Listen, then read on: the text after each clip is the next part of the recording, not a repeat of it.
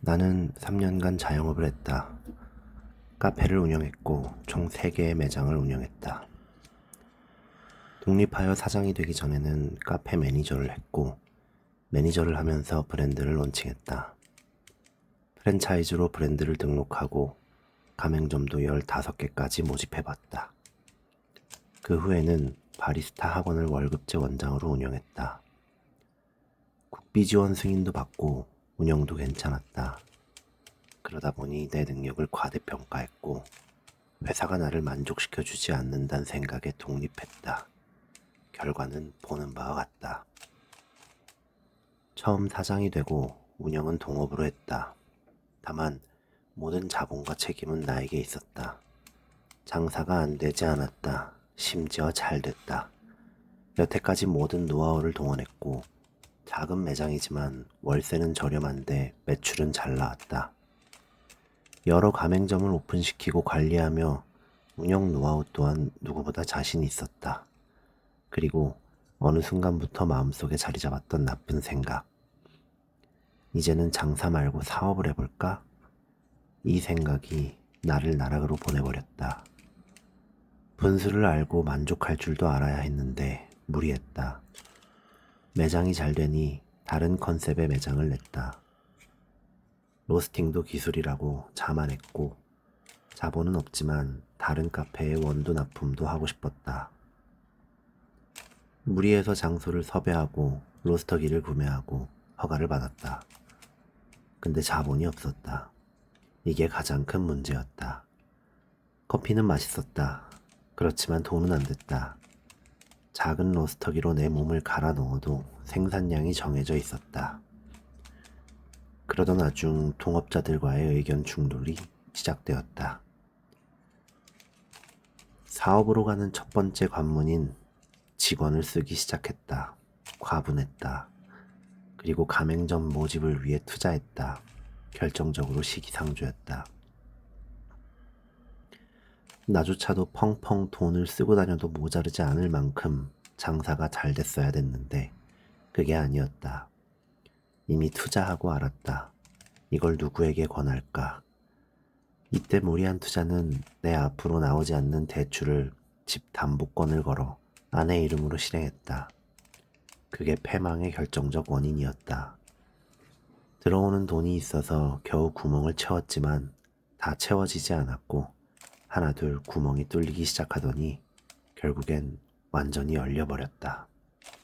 어느새부터 구멍난 곳은 닫는 법도 까먹었고 하나둘 밀린 직원의 월급은 채우기 위해 돈을 융토했다. 결국 그것은 또 다른 눈덩이로 돌아왔고 직원들을 정리했다. 점점 나 자신을 잃어가는 것 같았다. 그리고 약 9개월이란 기간을 모든 동업관계를 정리하고 매장을 한 개씩 정리했다. 부채와 매장만 남은 채 매장에서 살았다. 정말 열심히 발버둥 쳐봤는데 이미 늦어버렸다. 그렇게 살아왔다.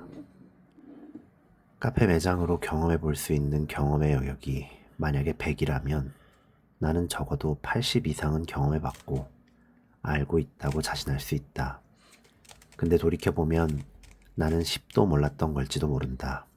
왜냐하면 결국 망했고 지금 이 결과기 때문이다.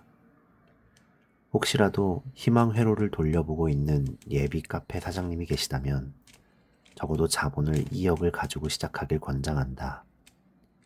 통상 일반적인 매장을 최소 1억 2천에 창업한다. 우리가 흔히 알고 있는 저가형 커피 매장도 최소 저 정도 금액이 있어야 창업이 가능하다.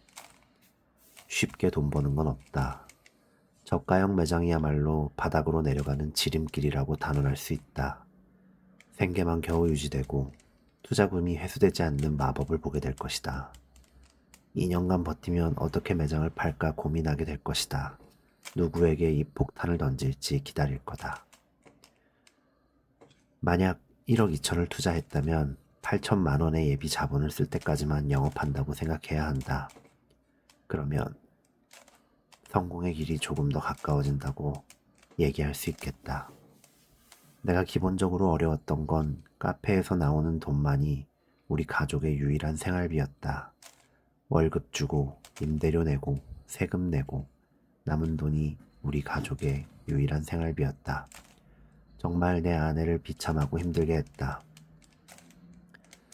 저자본으로 카페를 차리는 건 너무 쉽다. 누구나 할 수 있다. 그렇지만 권장하지 않는다. 우리나라 요식업의 8알은 안타깝게도 자본이다.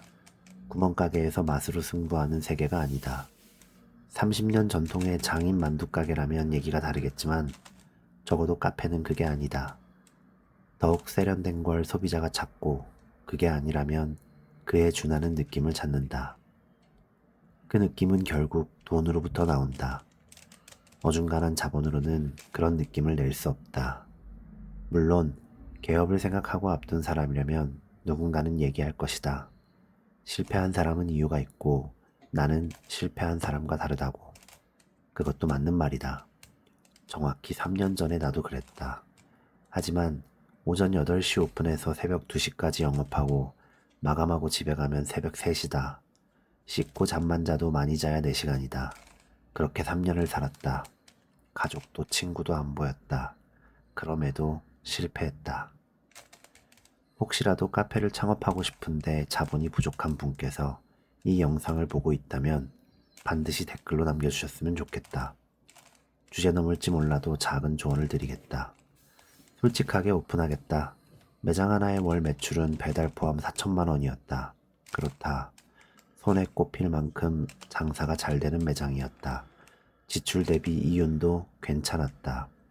그래도 망한 게 지금의 나다. 나아가기를 결정했다면 뒤도 돌아보지 말고 나아가야 한다. 하지만 아직 일말의 망설임이 남아있다면 나와 같은 실패를 겪어보지 않았으면 좋겠다. 얘기하건대 군대는 안 갈 수 있다면 안 가는 게 좋고 실패도 해봐야 성공한다지만 겪어보니 실패는 안 하면 안 할수록 좋다. 극복하고 일어나면 성공의 길에 근접할지 모르지만 완전히 고꾸라질 리스크도 있다. 자영업을 통해 투자 방식의 법리적인 부분과 동업관계, 세금, 운영 모든 것들을 뼈아픈 실패를 거쳐 배웠다. 너무나 큰 비용을 지불했다. 그리고 마지막에 깨달은 건 리스크 관리였다. 스트레이트, 직진, 황소 같은 우직함도 좋지만 결국 사람 사는 일이다. 살 구멍은 언제나 열려 있어야 한다. 어린 미숙함으로 나는 그걸 못했다. 그리고 오늘도 성공하기 위한 길을 찾고 있다. 다음 영상에는 지금부터 하고자 하는 계획을 공유하고자 한다. 의지를 잃지 않고 다음에도 만날 수 있길 바란다. 모두 힘내십시오. 감사합니다.